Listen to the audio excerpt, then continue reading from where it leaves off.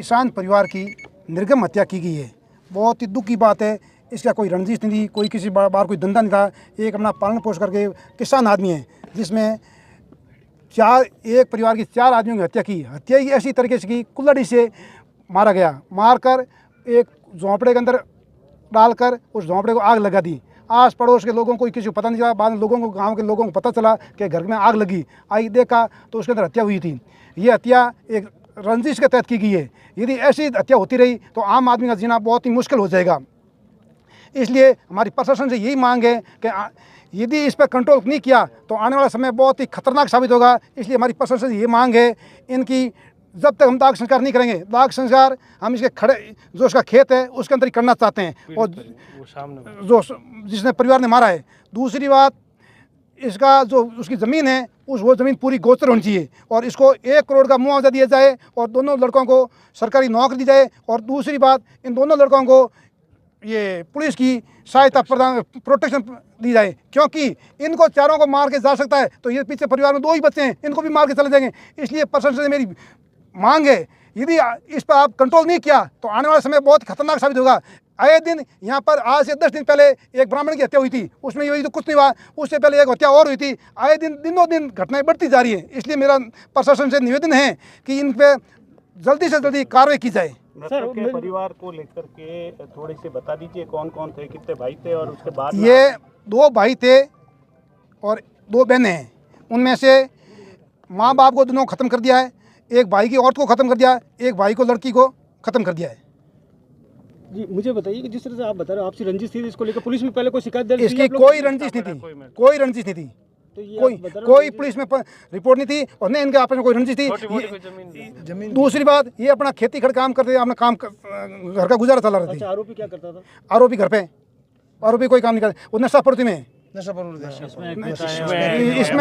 इसमें एक MD जो नशा नहीं होना चाहिए वो नशा पूरा कर रहा है। 3 भाई है, वो तीनों भाई कर रहे हैं। ये जो जिस परिवार के साथ ये हत्या हुई है, जिनको मार दिया गया, उनका आचरण कैसा था? आचरण बहुत खराब है।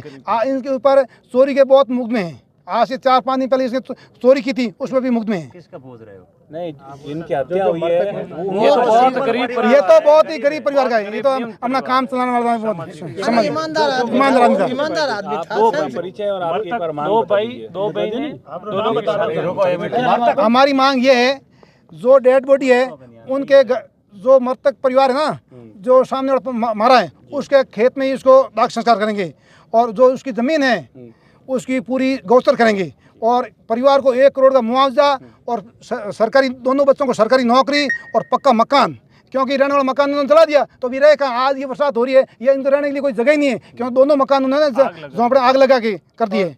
और दूसरी बात, इन दोनों बच्चों को पुलिस की सुरक्षा दी जाए, ये हमारी मांग है। विशेष टारगेट इन दोनों को मारने का। मेरा नाम गोपाराम फौजी, हरिओम व्यापार संघ अध्यक्ष चेरई। हाँ, मैं प्रेम सिंह बैड, RLPO मोर्चा जिला अध्यक्ष। इसमें जो जानबूझ के जो पप्पू राम नाम का आरोपी है, इनका पूरा परिवार ही दोषी है, क्योंकि रेवत राम और इनकी मम्मी का वेट है 120 किलो, और ये 5 लोगों को एक आदमी ले जाके घर में ले जाके बेरहमी से कुल्हाड़ी से हत्या कर देना, यह एक संभव बात नहीं है। इसमें पूरा घर दोषी है।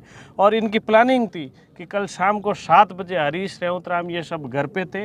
इन्होंने ये सब देखा था कि ये घर पे ही है, इनको सब पूरे परिवार को ख़त्म करने की साजिश थी। ये रात होने के बाद ये कट्टर पे जॉब करता रेवत राम छोटा भाई, और बड़ा भाई इसकी मिसेज, दोनों जो चामू में वहाँ कोई अपना काम करते, टुबेल फार्म हाउस पे काम करते हैं। तो इन पूरे परिवार को ही ख़त्म करने की साजिश थी। इनका बहुत गरीब परिवार है।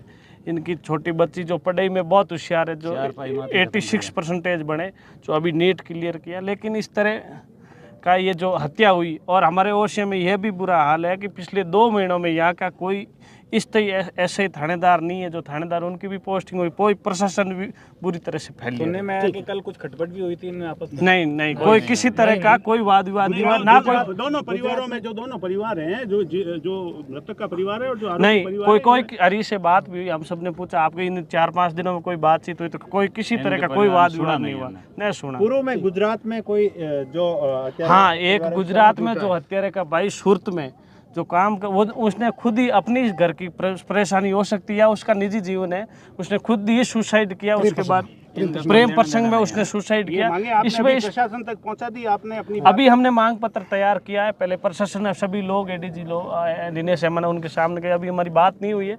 हम जब तक मांगे नहीं मानेंगे तब तक इस तरह से बेरहमी से 4 लोगों की मौत होना। एक 6 माह की बच्ची थी, उसने क्या बिगाड़ा बताओ। इस तरह से हम किसी सूरत में जब तक हमारी A to Z मांगे नहीं मानेगी हम यहीं बैठे रहेंगे। हमारा घर तो चला गया, अब ये रहेंगे कहाँ, तो बाहर ही बैठे टेंट लगा दिया।